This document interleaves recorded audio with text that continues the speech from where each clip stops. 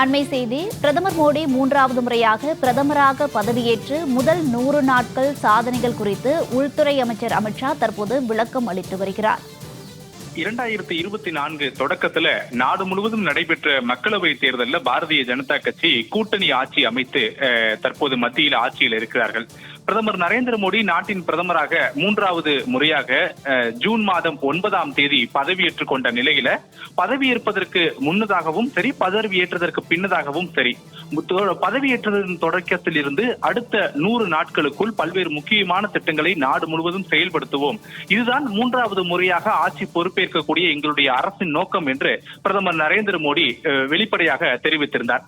இந்த நிகழ்வுகள் குறித்தெல்லாம் 100 நாட்கள்ல என்னென்ன மாதிரியான திட்டங்கள் செயல்படுத்தப்பட்டிருக்கிறது, புதிய திட்டங்களாக மத்திய அரசு என்ன திட்டங்களை கொண்டு வந்திருக்கிறது என்பது குறித்தெல்லாம் சமீபத்தில் காங்கிரஸ் கட்சி கேள்வி எழுப்பியது. மிக முக்கியமாக பிரதமராக பதவியேற்ற நரேந்திர மோடி 100 நாட்கள் நிறைவு செய்துள்ள நிலையில தேர்தலுக்கு முந்தைய காலகட்டத்திலும் தேர்தலுக்கு பிந்தைய காலகட்டத்திலும் 100 நாள் திட்டம் முக்கியமான திட்டம் என்பதையெல்லாம் பாஜக முன்னெடுத்திருந்தது.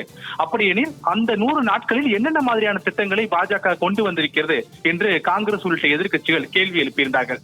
இந்த நிலையில்தான் பிரதமர் நரேந்திர மோடியுடைய 74வது பிறந்த நாள் விழா இன்று கொண்டாடப்படக்கூடிய நிலையில டெல்லியில மத்திய உள்துறை அமைச்சர் அமித்ஷா செய்தியாளர்களை சந்தித்து வருகிறார். இந்த செய்தியாளர் சந்திப்பு 2 விஷயங்களுக்காக நடைபெற்று வருவதை நம்ம கவனிக்க முடியுது.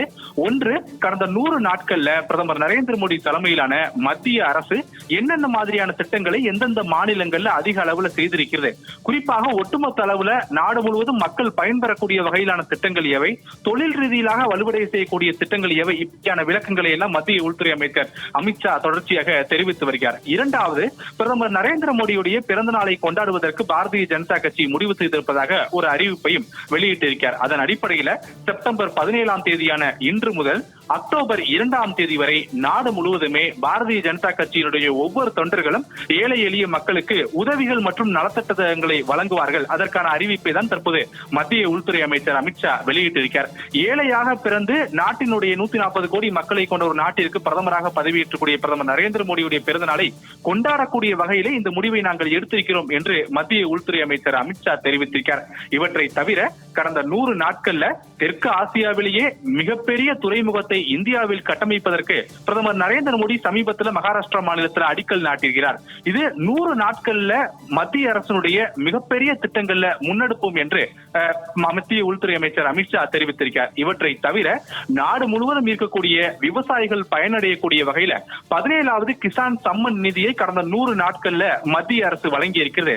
மத்திய விவசாயத்துறை குறிப்பிட்ட விவசாயிகளுக்கு அவர்களுடைய வாழ்வாதாரம் செழிக்கக்கூடிய வகையில பிரதம மந்திரி கிசான் சம்மன் நிதி என்பதை விடுவித்திருக்கிறது என்ற ஒரு விஷயத்தையும் தெரிவித்திருக்கிறார். இவற்றை தவிர தேசிய நெடுஞ்சாலைகள், அதே போல புதிய நெடுஞ்சாலைகளுக்கான அடிக்கல் நாட்டு விழா, நாடு முழுவதும் மத்திய ரயில்வே அமைச்சகத்தை வழிபடுத்தக்கூடிய வகையில வந்தே பாரத் ரயில்கள் இயக்கம், இப்படியான பல திட்டங்கள் மற்றும் முன்னெடுப்புகள், திட்டங்களை தொடங்கி வைக்கக்கூடிய நிகழ்வு எல்லாம் பிரதமர் நரேந்திர மோடி முன்னெடுத்திருப்பதாக கடந்த 100 நாட்கள் சாதனைகளாக தொடர்ச்சியாக உள்துறை அமைச்சர் அமித்ஷா பட்டியலிட்டுக் கொண்டிருக்கிறார்.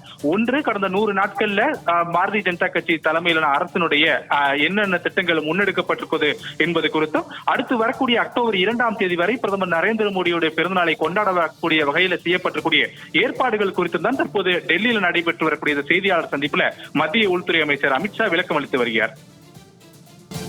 யோகேஸ்வரன், விவரங்களுக்கு நன்றி.